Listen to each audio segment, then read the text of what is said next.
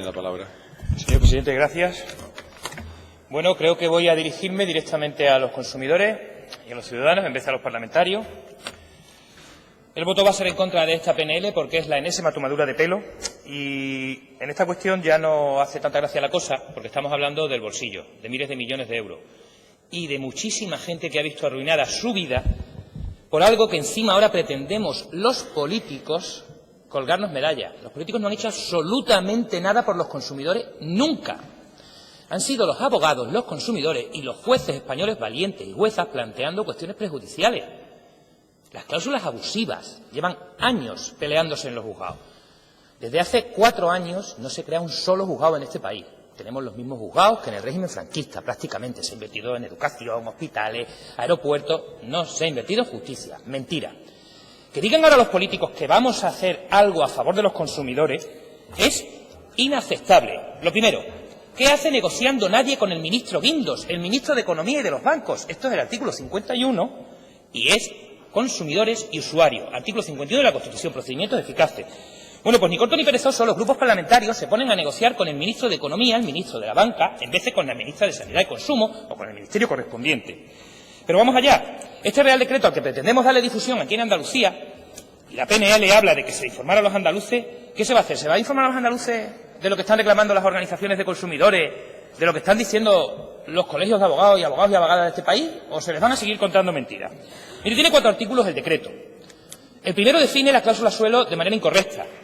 El Tribunal Supremo en su sentencia ya dijo que no era una cláusula suelo, que se llama cláusula de interés fijo variable solo al alza. Y que esa cláusula, si la tengo bien clarita delante y la firmo, la cláusula es legal. Pero es que el Tribunal Supremo, por primera vez en su historia, escanea los párrafos literales y la forma de una escritura y la pone en su sentencia incorporada para que se vea que razona que la anula porque al consumidor se la han metido doblada. Porque el préstamo bancario está ultrarregulado en toda la legislación del Banco de España. Y la cláusula de intereses tiene que ir en el punto 3º bis del préstamo. Y los bancos te la metían en la página 80 en vez de en la página 10. Te la metían en minúsculas, sin enterarte. No contento con definir el Real Decreto mal de qué estamos hablando y no saber si esto se refiere solo a préstamos hipotecarios y de consumidores u otros, además van y dicen que queda suspendida la tutela judicial efectiva en el momento de firmar un documento. Esto no pasa ni en el arbitraje.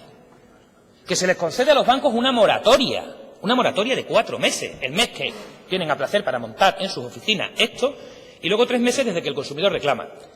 Ni una sola sanción. Este pretendido favor al consumidor es dejarle a los bancos otra vez todo el poder. Y estamos hablando de entre 4 y 5.000 millones de euros mínimo. Ese ministro de Guindos que dijo, por Dios, lo de las cláusulas suelo, van a arruinar a la banca.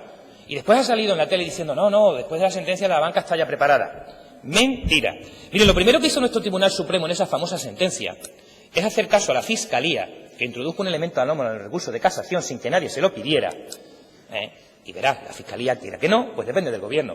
Y a la Fiscalía se le ocurrió que en un pleito que estaba llevando a UBAN, puñetas, la única cosa buena que han hecho, donde se pedía la cesación, se introdujo un elemento extraño, que no se devolviera el dinero retroactivamente. Y el Supremo introduce un pequeño parrafito y se arroga la potestad de ser el guardián de la economía general, algo que, según la Constitución, le corresponde al Gobierno. Y dice que, hombre, que es que se podría producir un perjuicio a la economía general. Hay que recordar al Supremo que la economía general eran los 3 millones de familias afectadas por las cláusulas suelo. No puso ni una cifra.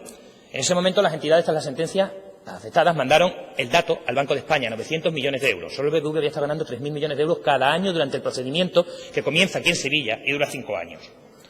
Pero es que hay más. Nuestro querido Gobierno, con el que han negociado el decreto tanto Ciudadanos como el PSOE, manda, con instrucciones al abogado del Estado, al pleito de Bruselas, es decir, al Tribunal de Justicia de la Unión Europea, con órdenes de defender la posición que había mantenido el Supremo, la irretroactividad. La sentencia del Tribunal de Justicia lo que dice es, Reino de España, ¿qué puñetas hacen? Llevamos 5 o 6 años dictando sentencia tras sentencia, diciéndole que el derecho de la Unión Europea en materia de consumo es protector y es sancionador en cuanto a las cláusulas. Se anulan y punto. Los jueces no pueden ni interpretar cuando anulan una cláusula. Y, hombre, con ese mismo Gobierno que ha estado defendiendo a la banca hasta el último momento se va a negociar. Pero, hombre, por favor, les han tomado el pelo igual que a los consumidores.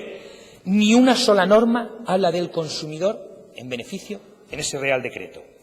Pero es que no contento con eso, la señora Margarita Robles, magistrada en excedencia del Tribunal Supremo, En principio, empezó insinuando que querían que aprobáramos este decreto porque querían hacer negocio algunos. Y después ya dijo claramente que es que los que querían hacer negocio eran los abogados. Con las costas que hemos quitado del decreto, ¿verdad? 2 siglos de derecho procesal, cuando tú ganas un juicio y te da la razón el juez, te llevas las costas. Decía Castán que el derecho tiene que valorar las costas, porque si no, el valor de cualquier derecho, crédito, inmueble, se vería disminuido por lo que costara defenderse en juicio. Bueno, pues quitamos las costas y establecemos un régimen absolutamente excepcional, que es que el banco no paga costas. Bueno, y si yo al banco le requiero por burofax y hago un procedimiento como a mí me dé la gana, que tengo la sentencia a mi favor ya y me voy al juzgado, no, tampoco paga costas. O sea, vergonzoso. Insinúa encima que es que los intereses que tiene que pagar el banco por sentencia, se los iban a quedar los abogados. O sea, vaya manera de ofender a lo bestia y de manera transversal a toda la profesión.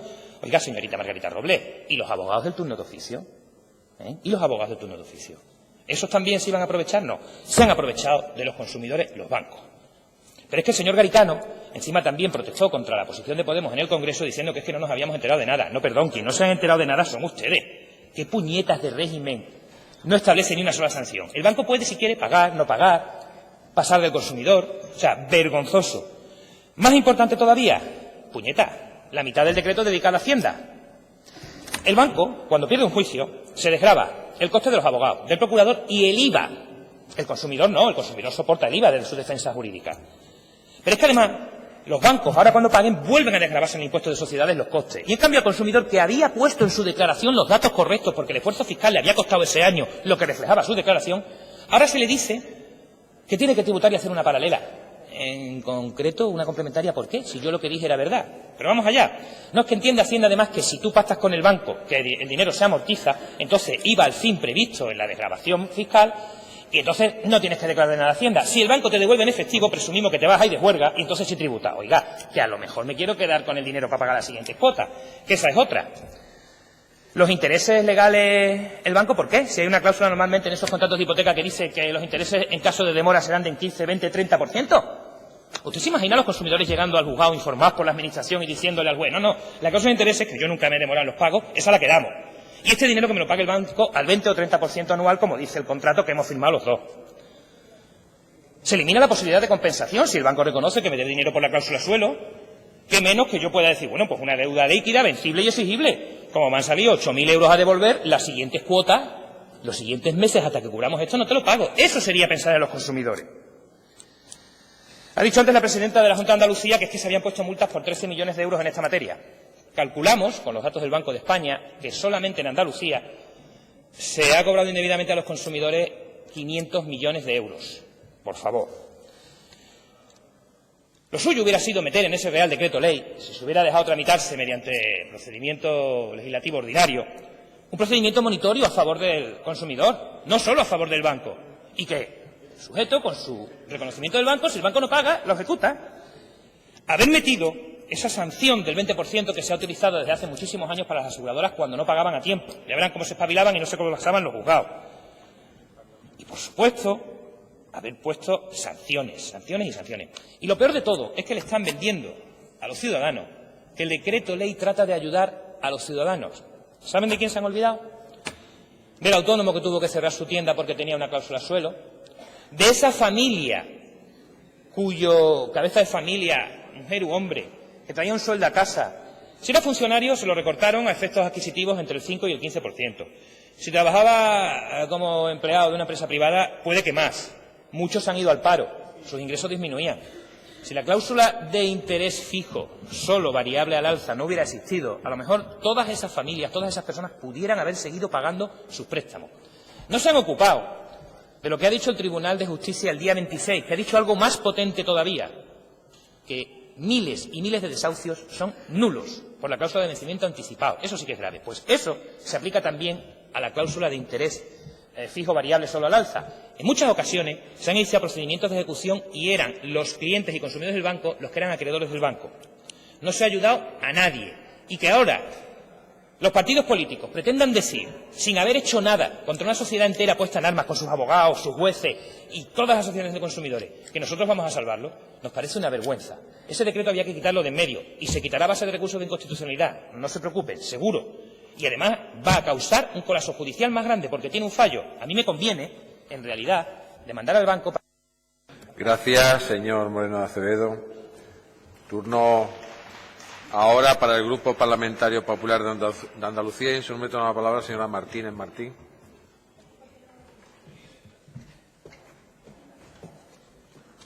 Señoría, tiene la palabra.